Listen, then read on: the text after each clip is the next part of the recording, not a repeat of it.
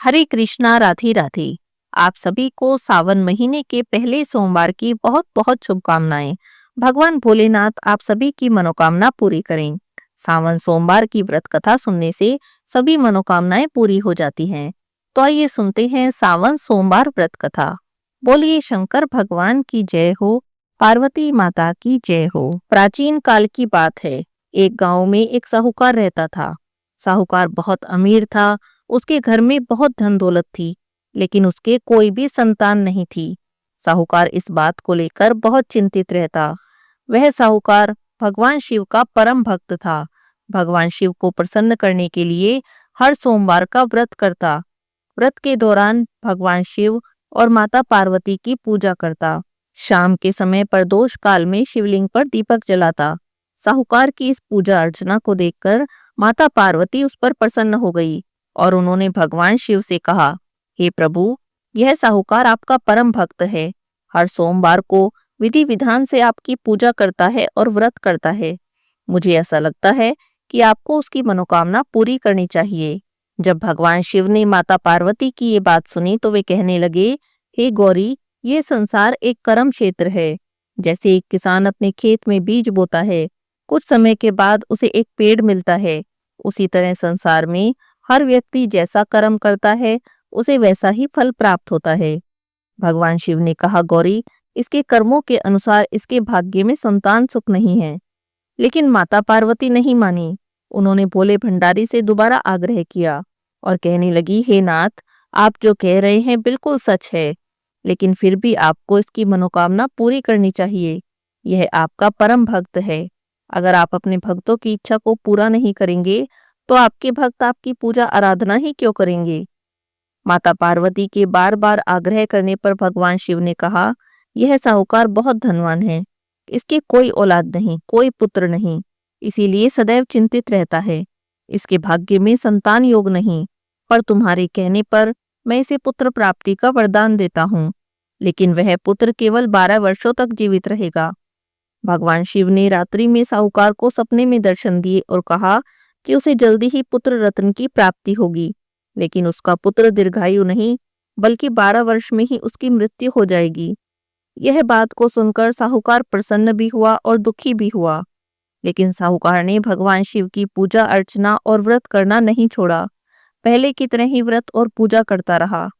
कुछ दिनों के बाद साहूकार की पत्नी गर्भवती हो गई। कुछ समय के बाद उसने एक सुंदर बालक को जन्म दिया। बालक के जन्म से साहूकार के घर पर हर्षोल्लास का माहौल बन गया, लेकिन साहूकार बहुत अधिक खुश नहीं था, क्योंकि उसे पता था उसके बालक का जीवन केवल 12 साल का है। लेकिन यह बात उसने किसी को भी नहीं बताई, यहाँ तक कि उस बालक की माता को भी नहीं। जब वह बालक थोड़ा बड़ा हो गया तो साहूकार की पत्नी बोली कि अब हमें इसका विवाह करना चाहिए, लेकिन साहूकार ने मना कर दिया और कहने लगा कि नहीं, अभी मैं इसका विवाह नहीं करूंगा, अभी तो मैं इसे पढ़ने भेजूंगा। साहूकार ने उस बालक के मामा को बुलाया, उन्हें कुछ धन दिया और बालक के साथ काशी जाने को कहा। कहने लगा, इसे काशी ले जाओ और वहां जाकर इसकी शिक्षा दीक्षा का प्रबंध करो। जब तुम रास्ते से जाओगे तो यज्ञ करते हुए जाना और ब्राह्मणों को भोजन कराते हुए जाना। मामा भांजों ने ऐसा ही किया। काशी जाते समय रास्ते में यज्ञ करते और ब्राह्मणों को भोजन कराते हुए जाने लगे। रात बिताने को किसी नगर में रुके। उस नगर के राजा की पुत्री का विवाह था। उसकी पुत्री का विवाह एक ऐसे राजकुमार से हो रहा था जो एक आंख से काना था, यानी उसे एक आंख से दिखाई नहीं देता था। दूल्हे के पिता को इस बात की बड़ी चिंता थी कि अगर राजा को इस बात का पता चल गया कि दूल्हा काना है तो वह राजकुमारी से विवाह के लिए मना कर देगा। जब उसने साहूकार के अति सुंदर पुत्र को देखा तो उसने मन में सोचा, क्यों ना मैं अपने पुत्र के स्थान पर तोरण के वक्त इस बालक को बैठा दूं। दुल्हन पक्ष वालों को कुछ भी पता नहीं चलेगा।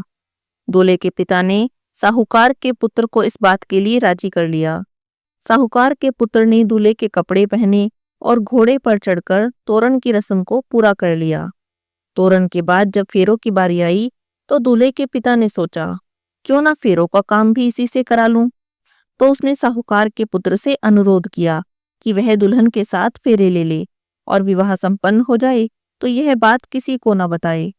यह बात सुनकर तो मामा राजी हो गया लेकिन साहूकार के बेटे को यह बात अच्छी नहीं लगी। उसे लगा कि ये तो राजकुमारी के साथ धोखा हो गया।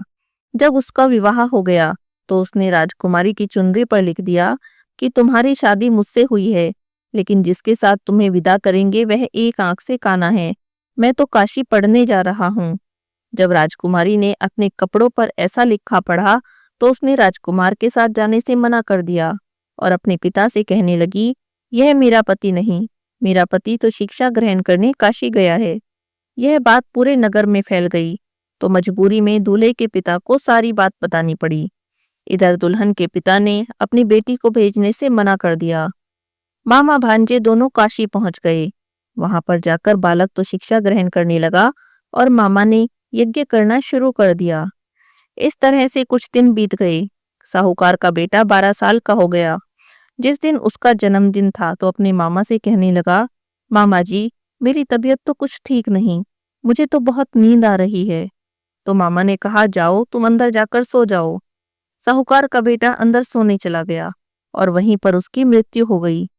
कुछ देर के बाद मामा ने जब अंदर जाकर देखा कि उसका भांजा तो मरा पड़ा है, वह बहुत दुखी हुआ। पर उस दिन उसने यज्ञ रचा रखा था। उसने सोचा कि अगर मैंने अभी रोना पीटना शुरू कर दिया तो मेरा यज्ञ बीच में ही रह जाएगा, यज्ञ अधूरा रह जाएगा। इसीलिए मामा ने किसी से कुछ भी नहीं कहा। वापस आकर यज्ञ पूरा किया, ब्राह्मणों को भोजन कराया और उसके बाद मामा अपने मरे भांजे को देखकर जोर जोर से रोने लगा। उसी मार्ग से भगवान शिव और माता पार्वती जा रहे थे। माता पार्वती ने किसी के रोने की आवाज सुनी तो भगवान शिव से बोली, देखिए प्रभु, कोई मनुष्य रो रहा है, बड़ा ही दुखी लग रहा है और आप तो सबके दुखों को दूर करते हैं, इसके दुख को भी दूर करें। तब माता पार्वती मामा के पास गई।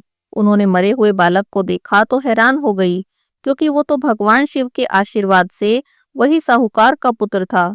माता पार्वती कहने लगी, हे भोलेनाथ, ये तो वही साहूकार का बेटा है। माता पार्वती को उस बालक को देखकर दया आ गई। भगवान शिव से प्रार्थना करने लगी। बोली, हे प्रभु, आप इस बालक को जीवन दान दे दें, वरना इसके माता पिता तो जीते जी ही मर जाएंगे।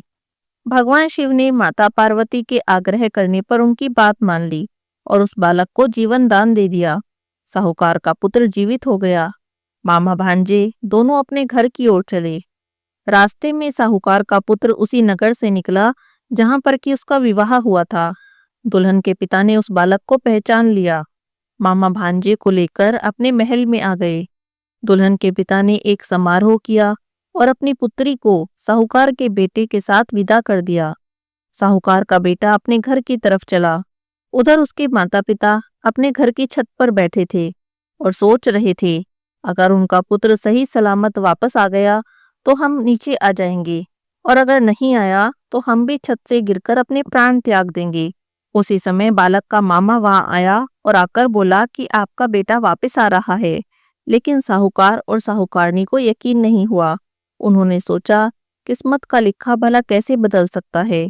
लेकिन मामा ने कहा कि आपका बेटा जीवित है और विवाह करके अपनी पत्नी के साथ आ रहा है।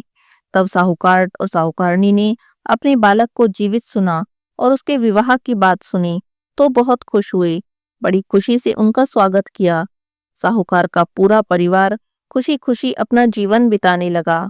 हे भोलेनाथ, जैसे आपने साहूकार के परिवार पर कृपा की, ऐसी ही कृपा अपने सभी भक्तों पर करना। बोलिए श्री शंकर भगवान की जय हो, माता पार्वती की जय हो।